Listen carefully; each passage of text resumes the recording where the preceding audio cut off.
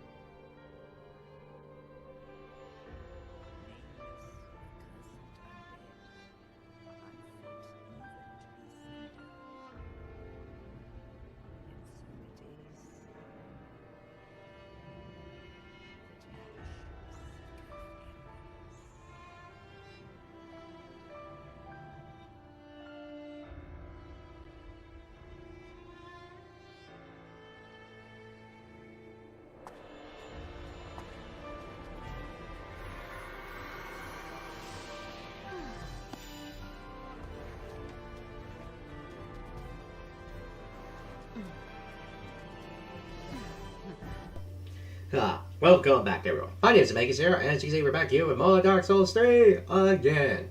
So, with this boss that we're going to face, I'm not going to sugarcoat it. This boss is difficult.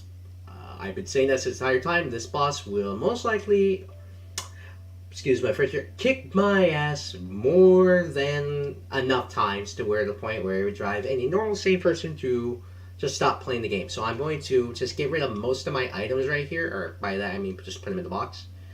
Like, I'm telling you like this boss hurts. It does a lot of damage, and you want to be prepared for when you fight it.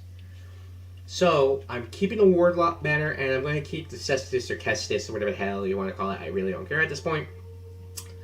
We're going to go to Andre, and we're not going to like buffer stats or anything. We're just going to infuse this one right here with Blessed, so that way we have some passive healing. And then you can upgrade it so as you please, but we're not really going to do that. Lothric War Banner, we're just going to keep it how it is. And I have a particular set. I have Tears of Denial, Pestilent Mist, and Lightning Arrow. The reason why I have these three in particular is so I could have... Oh, friggin' A. I forgot to get something. It's so we can do passive damage, some active damage, and all that jazz. So I'm going to organize my swords box, and we're actually going to get a Catalyst right out of there. That catalyst being the Crystal Chime, because Crystal Chime can cast both miracles and spells. So if I put it in, say, over the Sacred Chime of Philianor, and I put it there, because you need both intelligence, I can cast all three, as you can see. So we're going to talk to Andre again. We're going to reinforce this catalyst and just make it better, because, yeah, I'm going to waste a slab on it, unfortunately. But so it can be better. And even though it's like not, it's at the cost of doing damage, because I believe it scales more with intelligence than faith, even though you need to have equal amount in both. It's going to be difficult fighting this boss. I'm not going to sugarcoat it. Like I said, this boss will more than likely kick my ass more than once, twice. I would say I expect to die 5 to 10 times in this video alone, even getting very close. Because I'm going to do a very specific setup where I'm going to buff myself, have this. I'm not sure if they like overlap. Like, I do know you can cast certain buffs and they will like work together. But other times, like, say if I want to cast Deep Protection, but I cast Tears of Denial, it won't work. Like, Tears of Denial will be cancelled and Deep Protection will be cancelled and Tears of Denial will just go through. So we're just going to cast Tears real quick. We're going to rest. And in order to fight Midir, you have to go to that secret area in the previous episode. So I say secret area, the area behind the door, in this one tiny little spot. Whoa! I don't know if someone's invading or not. No, because you can tell by the red eye orb if someone's invading, or if you're in between area. In between areas, the thing will be turned off, and if you're being invaded, it will be turned off. Or if you have anyways. You're gonna come down here. You already see I have Tears up and running and all that, yada yada yada. You're going to take the plunge here. You don't have to worry about fall damage or any of that, because you will never take fall damage in here. And if you fall all the way down here, you see Midir. Now here's the thing. You saw earlier that we fought two different players. In order to fight to do the PvP bosses, you have to take down Midir. And Midir is difficult. Sure, you can abuse the AI and all that, but what you want to do when you first come here is you want to run up to Midir, and we're just going to cast Pestilent Mist right away, because it's going to do damage over time. But as you can see, yeah, he is a big-bodied enemy, and Midir does do a lot in terms of damage. And this is what it means, like, you want to just either be passive or, like, even doing that, we barely did anything. So, you want to be careful because you...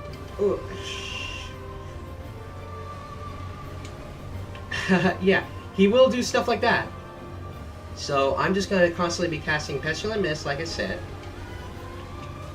And you can see he does a lot of damage! Oh, good lord. And you can see he has a lot of health, is the thing. Ugh. He has a lot of health, and look at this. Bam, barely anything from Lightning Arrow.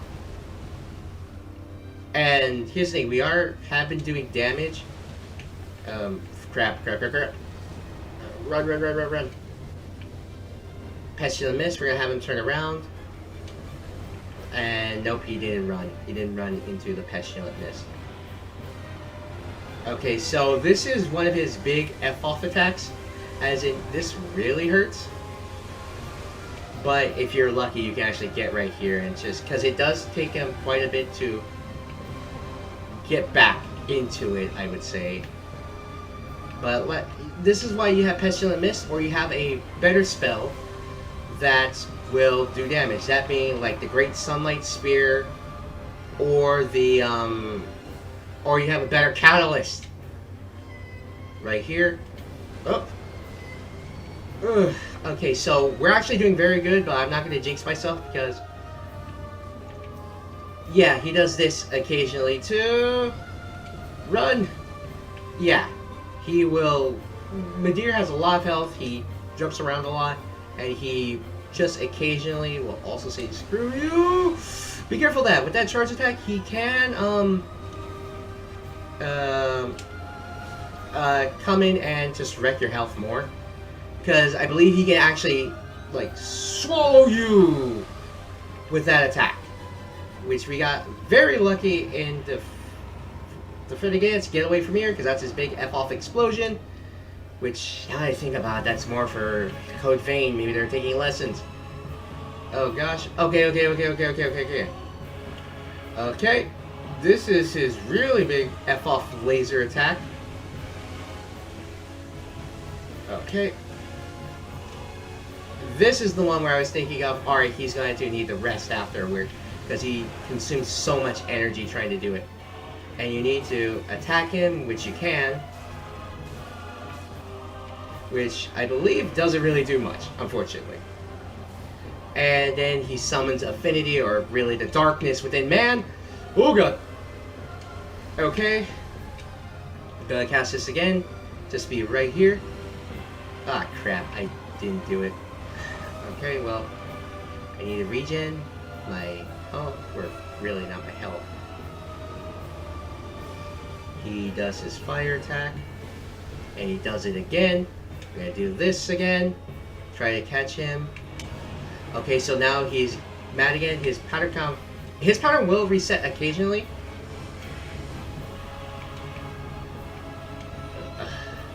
Okay, duck through the mist. And I think this will be it, ladies and gentlemen. Oh god. Yes, let's go! First try! I'm actually surprised that I did it first try. But yes, Midir, Heir of Fire Destroyed, you unlock the Spear of the Church Covenant, and you get the Soul of Darkeater Midir, and you get 200,000 souls. So as you can see, that is the way you can do it. And as you saw, we weren't really active that entire fight. As in, I wasn't really doing, like...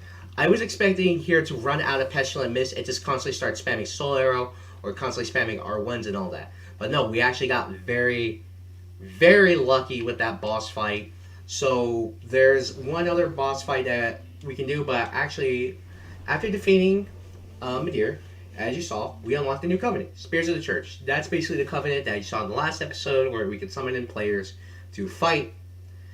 And like I said, the regen part of like can actually be very, it can very much screw someone over if you fight someone who's actually like very good at it, unlike me.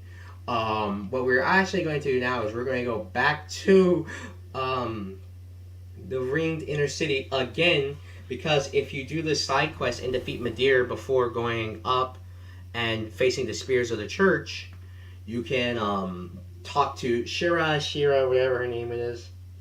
Oh, frig, my guy's actually been playing this for a while. What time is it? Oh, good lord, I've been playing this for like 3 hours. Good lord, my eyes hurt. Yeah, defeat Midir, first try. That is like amazing. We're gonna do it first try. But yeah, I'm not gonna switch up my things real quick. I'm just gonna run through the city right now because it really doesn't matter. I'm just gonna have my duelist set up on me. Oh, mostly I should say. Switch this back. Have my duelist set up. Oh god. Get rid of that curse. Like, I'm just going to run through this mostly. It's not going by, really.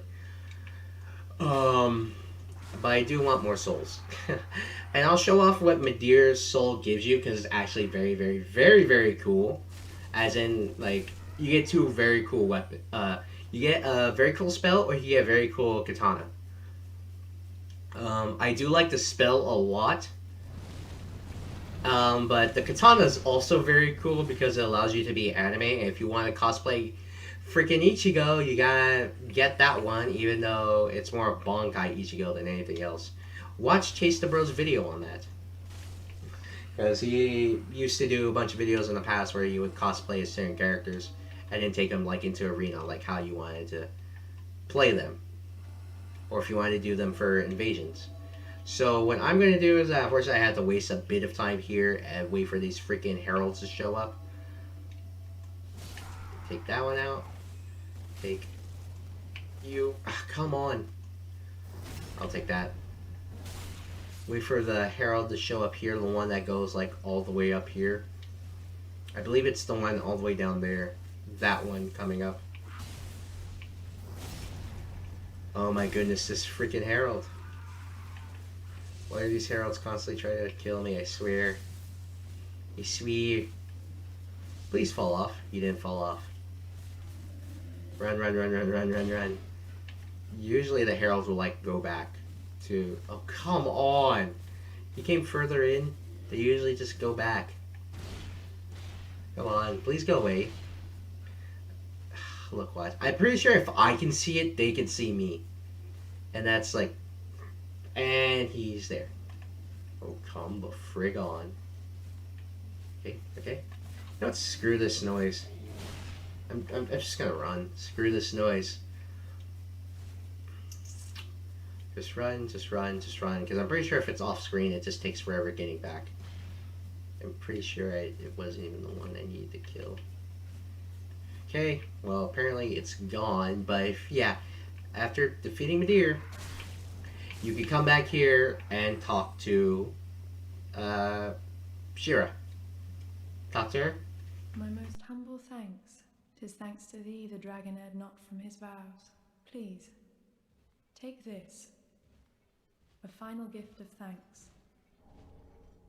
Now, hasten on thy journey, but wake not the slumbering princess, as the fire waneth does she lie by the dark, all for the sake of man.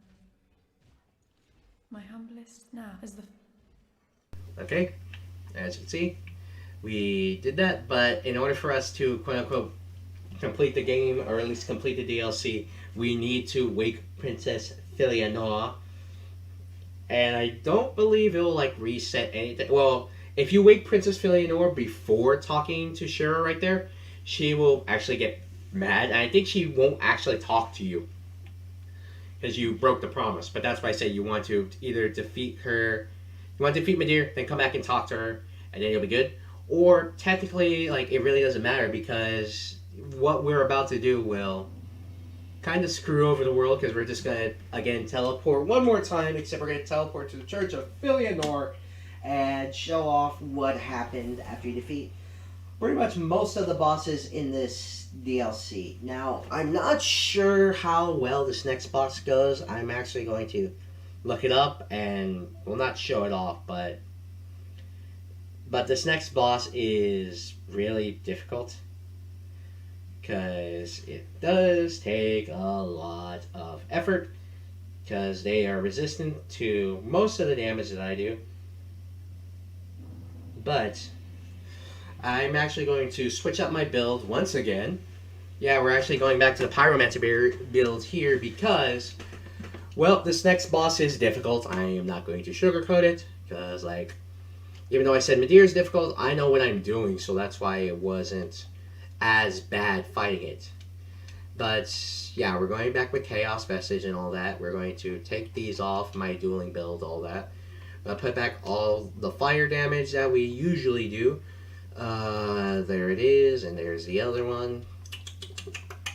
And we will probably put the Sage Ring on because we are going to need it. Like on that, we are going to need the Sage Ring because I guess I'll just make this two parts.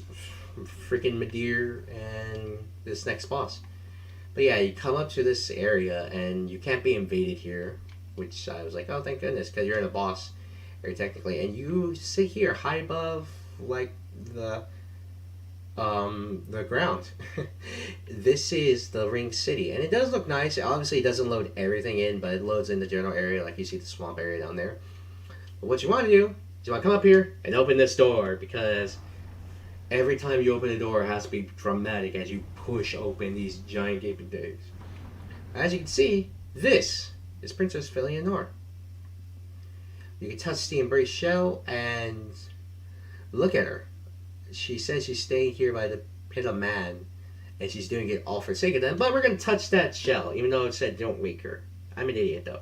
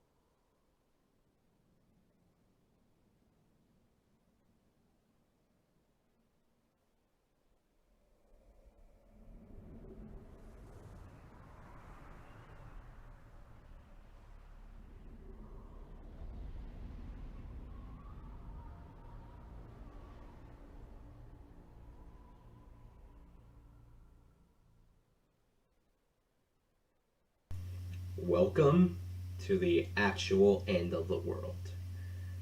This is the actual state of the world and what it's in.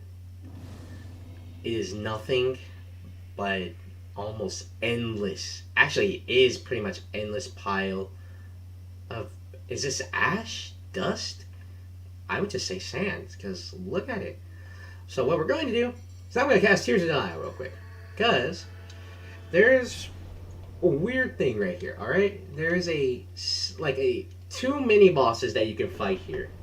So right now I'm going to attune my spell, take off this, and there's really like no point other than like saying like, oh, okay, like I just want, I guess, more spells. But this right here, like, nah, like you really don't need it. But yes, at the end of the world, it's just an ashen dread heap. But let's just continue on forward. As you can see, there's actually something right there crawling. Yes, go see it. Eleanor, help me, please. The Red Hood is come to eat us, to eat our dark souls. Here's the funny thing. This little, I guess, pygmy lord is what it's called. This thing will actually crawl all the way up there to Eleanor's chamber. Here's the thing. We're not going to do that. We're not going to see it crawl. I think it actually resets if you leave the area or if you leave it alone for too long. But I'm going to put back my catalyst. For dueling purposes, you can have the demon scar, but it really only works with Black Flame. But if you go over here to your right, after exiting out of Eleanor's chamber, you come across a structure that looks very similar to where Shira was. Shira, whatever. Shira. Anyways, you actually come into this structure, and, well, you actually get some unique dialogue. I've searched for thee, dark, stricken creature. I am Shira, daughter of the Duke, descendant of gods, and trusted friend to Midir. At once, I am the honor of the gods, the glory of fire, and the fear of the dark. Thou shalt not go unpunished for thy treachery, thy profanity, and thy shameless yearning. Yeah, and Shira, the Knight of Eleanor, will actually, well, try to kill you for basically causing the end of the world. And yeah, Eleanor hits hard. Like, she hits hard. Like, she actually does hit pretty hard. But she's out of Estus. So what I'm actually going to do is just put this on real quick, even though it really doesn't matter. Chia! Never would I ever forgive thy lowly kind. Yeah, after defeating her, you actually get the Crucifix of the Mad King, which is actually a very... It's like a very good mixed weapon, but you actually do need some strength. But it also do some dark damage. It has a unique weapon art where it can give you like 1 or 3 effects. It can give you basically like a dark spirit bomb orb to, well, attack you with.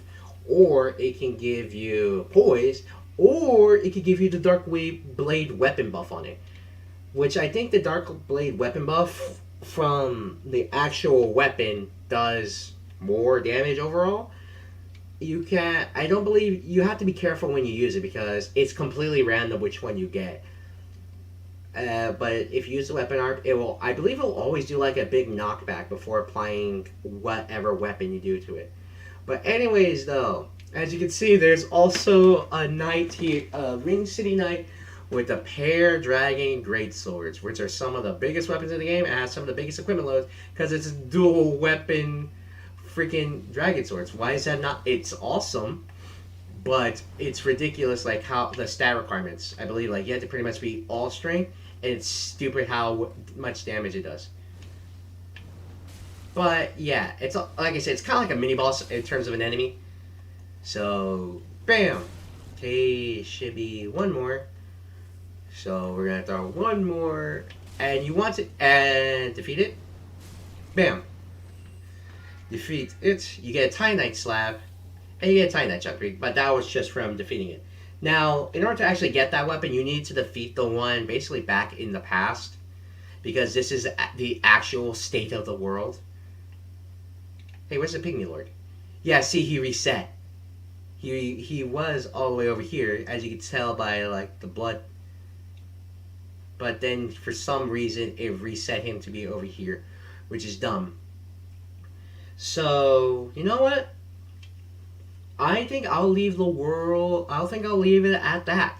Like, this will be the episode. What the what?